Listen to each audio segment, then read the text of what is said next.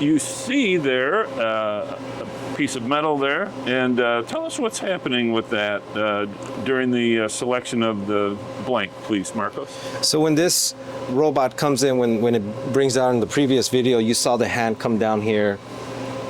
When it's ready to pick this up in the suction cups, this apparatus goes into the actual cell and it activates a magnet which separates these sheet metals to prevent picking up more than one sheet at a time. Really interesting way to do that. I mean, you used to do it with air or, you know, different methodologies, but I've never seen a magnet being used. Right. You know, some customers would actually put a little bit of paper just to separate the actual sheet metals. But now, of course, we came up with a magnet there, which makes a lot of sense here to prevent, you know, materials from sticking together. And of course, once this picks up, it goes into our thickness detection station to see that we do have the material thickness that get a shot of that is designed for. And this is, you were going to tell us about the thickness detection? Yeah, so the thickness detection, of course, when it comes in here, you saw that it placed it here.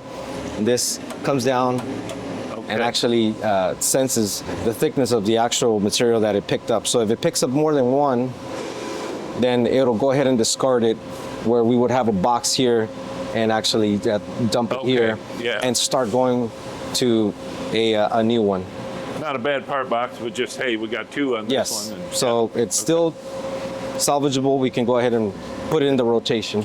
Got it. Okay, so this little thing here, I mean, looking at it, it doesn't look like a whole lot's happening mechanically, and really, it's just a downward movement. But it has to be programmed because you're changing your specs every job. Exactly. Right? Exactly. Especially if you're, you know, if you're doing a lot of multiple setups using different types of thicknesses.